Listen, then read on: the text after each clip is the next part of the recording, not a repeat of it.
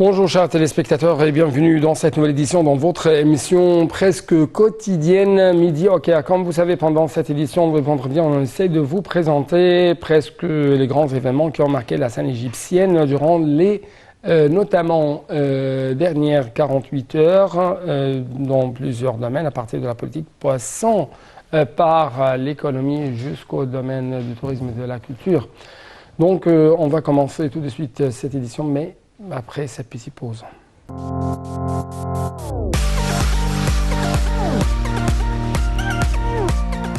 Commençons donc cette édition par les activités présidentielles. Avec plus de précision, on trouve que le président Abdel Fattah el-Sisi a ordonné de renforcer les efforts visant à développer et à accroître l'efficacité de routes et des axes de circulation dans diverses régions du Grand Caire. Le chef de l'État a tenu une réunion sur l'état d'avancement de la mise en œuvre d'un certain nombre de projets de l'autorité de l'ingénierie au niveau de la République. Tout de suite un commentaire.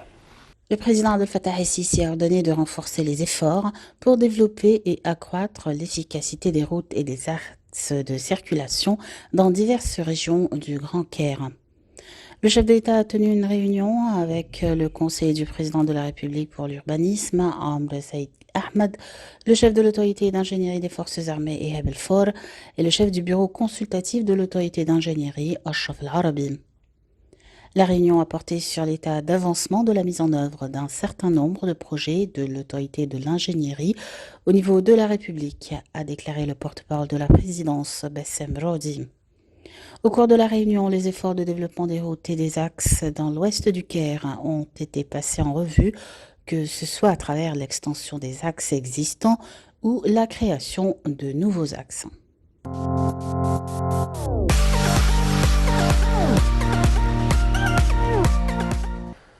D'autre part, on trouve que le Premier ministre égyptien, Dr Moustapha Madbouli, a affirmé le souci de l'État de renforcer le rôle des entreprises du secteur privé pour participer à la mise en œuvre des projets de développement que l'État est en train de mettre en place pendant cette période afin d'élever le niveau des services offerts aux citoyens dans divers secteurs. Le chef de gouvernement a tenu ses propos lors de sa réunion avec le PDG de Hassan Allam Holding Company, Hassan Allam, pour discuter d'un certain nombre de propositions de projets à mettre en œuvre dans un certain nombre de secteurs. Tout de suite un commentaire et bien sûr les détails. Le Premier ministre Moustapha Madbouli a affirmé le souci de l'État de renforcer le rôle des entreprises du secteur privé pour participer à la mise en œuvre des projets de développement que l'État est en train de mettre en place pendant cette période afin d'élever le niveau des services offerts aux citoyens dans divers secteurs. Le chef du gouvernement a tenu ses propos lors de sa réunion lundi avec le PDG de Hassan Allam Holding Company, Hassan Allam, pour discuter d'un certain nombre de propositions de projets à mettre en œuvre dans un certain nombre de secteurs. M. Allam a confirmé l'intérêt que sa compagnie accorde à la mise en œuvre de projets d'hydrogène vert, soulignant la coordination avec un certain nombre d'entreprises internationales travaillant dans ce domaine pour établir des partenariats afin de commencer à mettre en œuvre ces projets.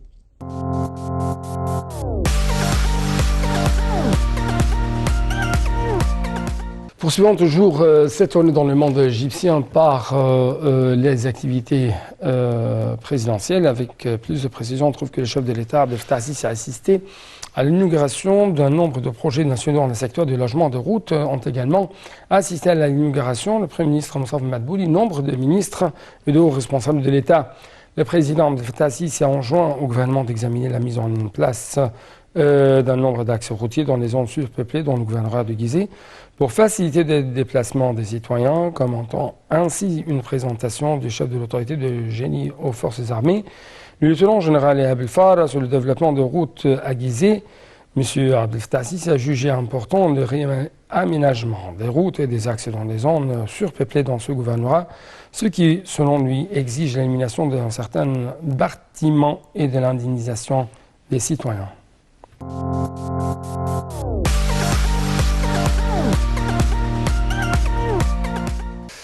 Au niveau diplomatique, on trouve que le ministre égyptien des Affaires étrangères, M. Samar Choukri, également président désigné et de la COP 27 a reçu le vice-président de la Banque européenne pour la reconstruction et le développement chargé des affaires politiques et des partenariats, apportant de la page officielle du ministère des Affaires étrangères.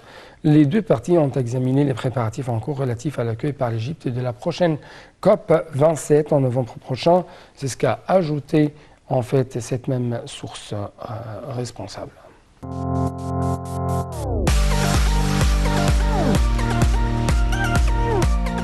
Au niveau économique, le Premier ministre Dr Mostafa Madbouli a mis l'accent sur l'importance des efforts déployés par le ministère du Commerce et de l'Industrie pour soutenir les secteurs de l'industrie et du commerce extérieur, vu leur importance pour promouvoir des industries nationales afin de subvenir aux besoins du marché local et d'exporter l'excédent. Le chef du gouvernement, qui a tenu une réunion avec la ministre du Commerce et de l'Industrie, Nivingem, pour faire le suivi d'un nombre de dossiers du ministère, a ajouté que la promotion des industries nationales visait également à réduire le coût de la facture des exportations, à soutenir l'économie et à générer de nouveaux emplois et de nature à améliorer la qualité de vie des citoyens. Lors de la réunion, Mme Gamma a passé en revue l'état d'avancement d'un nombre de projets et de plans du ministère, avec en tête la multiplication d'un nombre de complexes industriels servant tous les secteurs, étant le moteur essentiel des petites et moyennes entreprises. Ces complexes contribuant également à créer des emplois pour les jeunes et à renforcer l'industrialisation locale.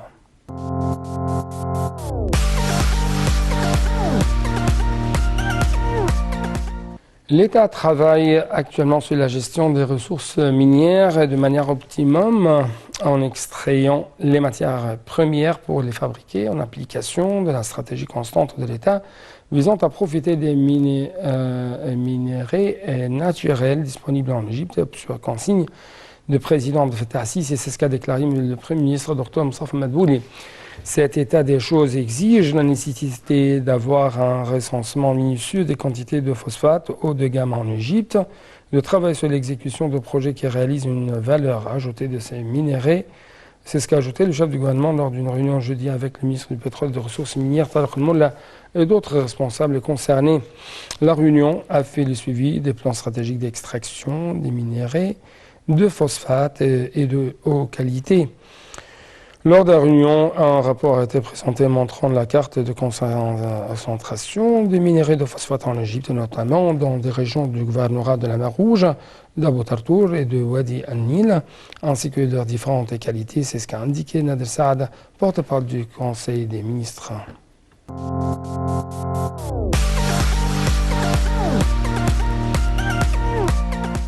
Le président du Conseil d'État, le conseiller Mohamed Mahmoud Hossam Eddine et la ministre de la Coopération internationale, Rania Al-Machat, ont inauguré récemment des réunions entre le Conseil et la Banque.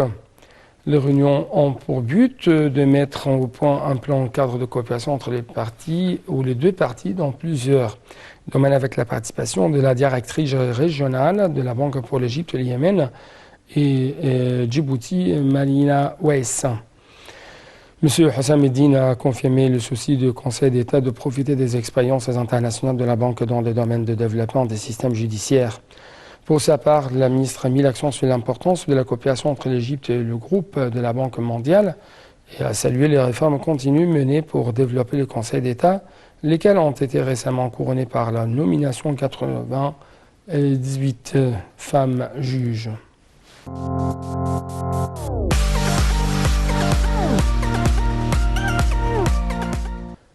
Quant au volume des investissements directs étrangers IDE, il a augmenté à 1,664 milliards de dollars durant le premier semestre de l'exercice financier 2021-2022.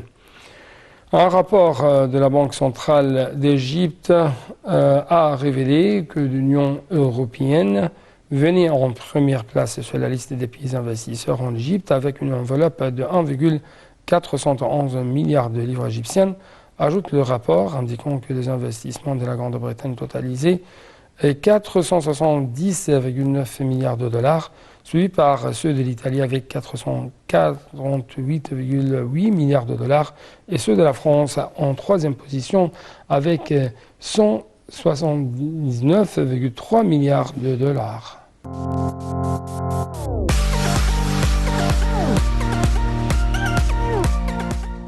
Le chef de l'autorité du canal de Suez, SCA, Hossam Arabia, a examiné vendredi avec l'ambassadeur de France en Égypte, M. Marc Barretti, et la délégation de haut niveau qui accompagne les moyens de la coopération commune. Dans un communiqué de presse, M. Rabia s'est dit fier de cette visite importante et qui intervient suite à la nomination de M. Barretti au poste de nouvel ambassadeur de France en Égypte, lui souhaitant ainsi succès dans ses fonctions. De son côté, l'ambassadeur de France a exprimé son appréciation pour le rôle efficace que joue le canal de Suez afin de servir le commerce mondial. Notons que son pays tient à suivre le projet de développement dans la zone du canal de Suez.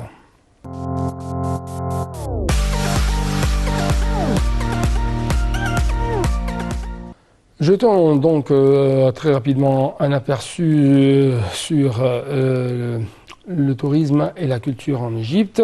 À cet égard, on trouve que le ministre du Tourisme et des Antiquités, Dr Khaled El-Anani, a discuté des derniers développements dans le dossier de fourniture des services aux visiteurs du grand musée égyptien GME, ainsi que des derniers développements des travaux au musée de la barque solaire de Khéops.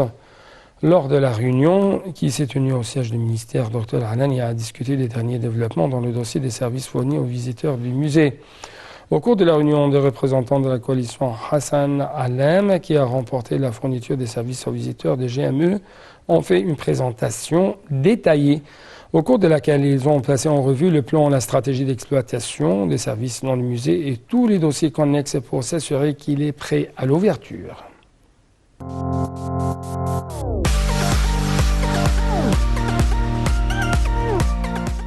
Dans le domaine des sciences et des technologies, le ministre de l'eau et de l'irrigation, Mohamed Abdel Ati, s'est entretenu mercredi avec le représentant résident du Programme des Nations Unies pour le développement PNUD en Égypte, M. Alessandro Fracassetti, de l'avancement des projets financés par le Fonds vert pour le climat FVC en Égypte.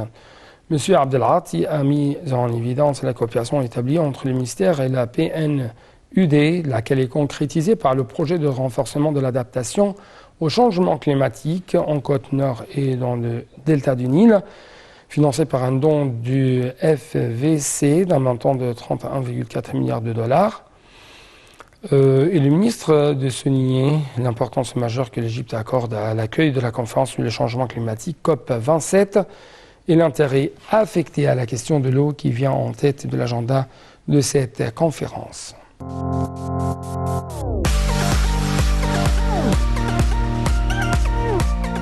Clôturons donc cette édition par le sport. Et à cet égard, on trouve que le président Abdel Fattah el-Sisi a enjoint au gouvernement de développer l'infrastructure sportive en Égypte, conformément aux normes et aux standards mondiaux.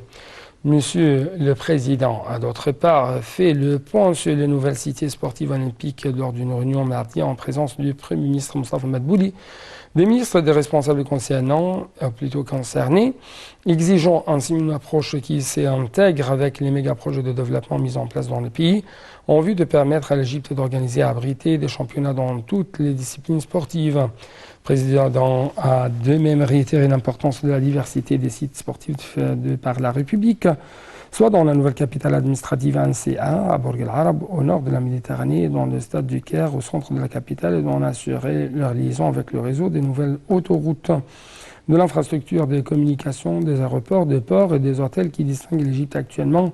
C'est ce qu'a déclaré le porte-parole de la présidence Bassam Radi. M. Abdel Fattah el-Sisi a passé en revue le rythme de travaux dans la Cité internationale d'Égypte pour les Jeux olympiques dans la NCA, qui représente un bastion sportif intégré, prestant des services en fonction des normes mondiales avec les différents types de stades sportifs, salles couvertes et complexes pour toutes les disciplines sportives individuelles et collectives, le sport nautique, les établissements médicaux, des services et d'hôtellerie, et demander d'examiner le système de gestion de fonctionnement en ayant recours à l'expertise étrangère en la matière.